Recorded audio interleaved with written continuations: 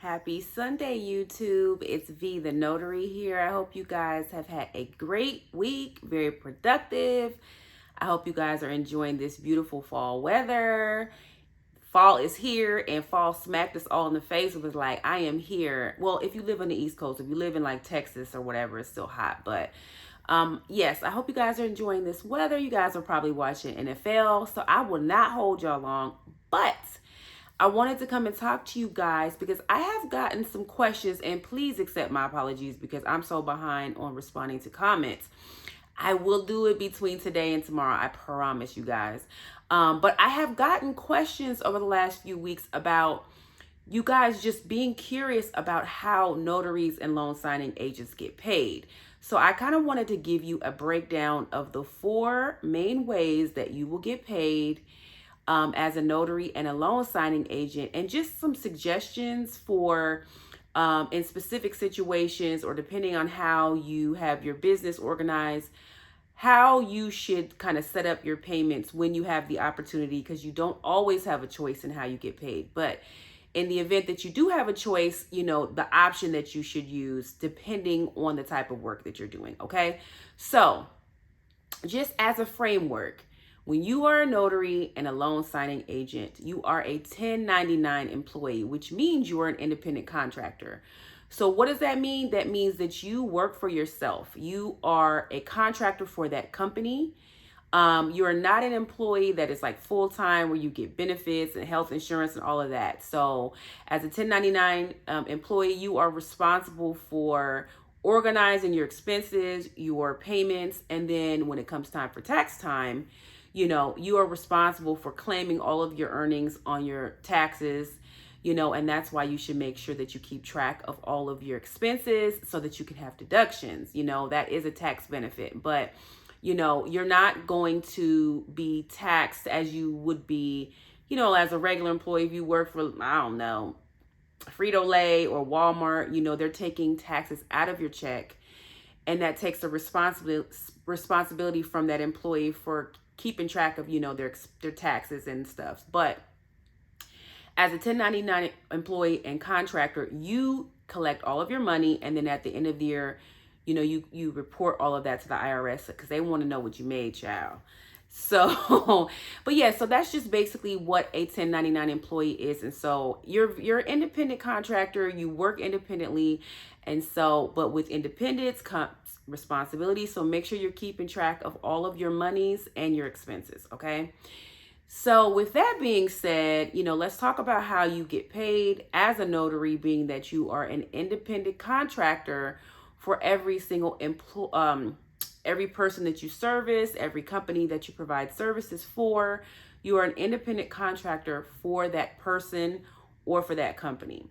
So as a notary, I suggest when you are setting up your business and everything, that you put something in place to accept payments. Okay. In the beginning, while you're getting your things together, it's okay to use like Zelle, Cash App. So let's just go over Zelle and Cash App. So that is one of the ways to get paid as a notary and a loan signing agent, because as a loan signing agent, there have been instances where certain signing services, not so much with title companies, but with signing services where they say, okay, we're going to pay you via Cash App, via Zelle. I don't really use Venmo, but I assume Venmo may be in the mix just because it's the same type of a platform as a Cash App. And you might want to, as you're getting your things together, when you're doing your general notary work as well, you might want to accept in the beginning payments via, Zelle or Cash App. Zelle's always nice because versus Cash App, where, the payment may take 2 or 3 days. Sometimes you can get an instant payment with Cash App, but I think there's like a fee associated with that. But Zelle, there are no fees associated and you get your money instantly. So you may want to consider Zelle if you don't have Zelle. It's always nice to have Zelle anyway. So my suggestion, if you do not have Zelle, you set up a Zelle account through your bank right away, because it's nice too. You can pay your friends, family, send money, whatever. So Zelle is always good. So, especially like if you're doing general notary work and you're going out to provide services for someone, You may want to accept payments via Zelle. So make sure that you have your Cash App, and Zelle specifically set up just in case you need to accept payments that way. Okay, so that's the first one. The second one, and this kind of applies more to the general notary work. It's nice to have a payment system in place for you to accept payments. I use Square Up for my business. There are several other ones. Google, do your research to see which one fits your business structure and your life the best, But it's nice, it's professional. You can have it set up, and linked to your website. So that, let's say if you're doing general notary work, it's just a more professional way, and it keeps track automatically of all the payments received, payments in and payments out. So it's a nice way to, for your expensing and everything like that, for you to keep track of your payments automatically. Okay. So the second way, like I said, this is more for general notary. I have not had a loan signing service yet that has approached me and said, hey, do you have a payment system? We'd like to pay you through that. You guys might know of one. If you do, let me know in the comments. Let everybody know in the comments. But again, we'll talk more about the loan signing services and the way that they tend to pay. But again, if you want to have a professional, look, professionalism in how you keep track of everything, it's important as a 1099 employee to keep track of everything that you're earning. You might want to put a payment system in place. Again, Square Up is good. There are lots of them. And that keeps track of your expenses so that when your payments and your expenses, so when it's time for you to do your taxes, you have the information there and you could just add it to your spreadsheet or however, give it to your accountant or whatever. Okay, so that's the second way that notaries mostly get paid, not as much for the loan signing agents. Okay, so we talked about the Zelles and the Cash App. That's one. We talked about having a specific payment system in place. That's two.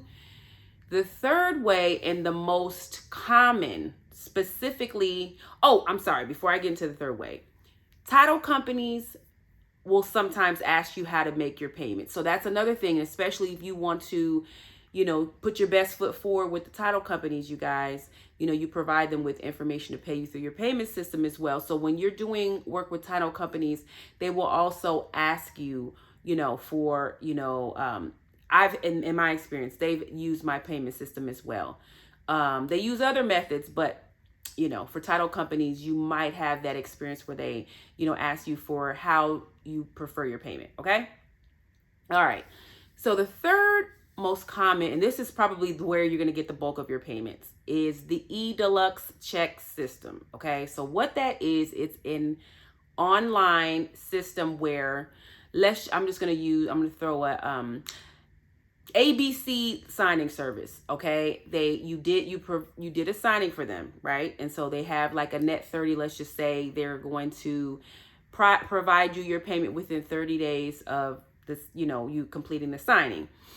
They will send your payment via the eDeluxe check system. So you'll get an email alert. It'll say ABC signing service has sent you a payment. You'll go on your email, you'll click on the link, it'll take you to the eDeluxe, system, and then you'll have options. It'll ask you, do you want to actually physically print your check? Do you want this deposited PayPal? And I think if you do that, it charges you a fee. So what I normally do is when I get a payment in the eDeluxe system, I normally print the check out. And then I do an e-deposit, like a electronic deposit into my bank account, and it takes like a day. But it's free. There's no fees associated with that. So that's normally what I do. And then I have a spreadsheet because I keep track of all my payments. I keep track of all of my signings, the date that I did it, and when they said they're going to pay me that way. Because we're going to do a whole other video about late payments, child. Because some of these signing services will try you and they'll try to pay you late. But if you guys do that, that's a good way for you to keep track of, okay, on this date, I know I'm supposed to get paid, by this time or whatever. And normally, not always, but normally if the signing service says they're going to pay you within 45 days, you're going to normally get that payment 44 or 40 on the 44th or 45th day. Like, they drag it out. So, traditionally, like, being a loan signing agent is not, it's not a career where, like, you do the signing and you're going to get the money like the next day. That has happened with me when the signing service paid Cash App. But when they're using the eDeluxe check system, you're going to normally have to wait like 15 to 30 days to get your payment. So just keep that in mind too. If you do a signing, you more than likely won't see that money until, 15 to 30 days. So if you like really need the money right away, it's not going to come. So just keep that in mind. But anyway, so like I said, the eDeluxe check system is normally, I would say 90% of my loan signing services. That's how they pay. And it's cool with me. Like I said, I print the check out. I use Navy Federal as my primary banking. I take a picture of the check. They make mobile deposits easy.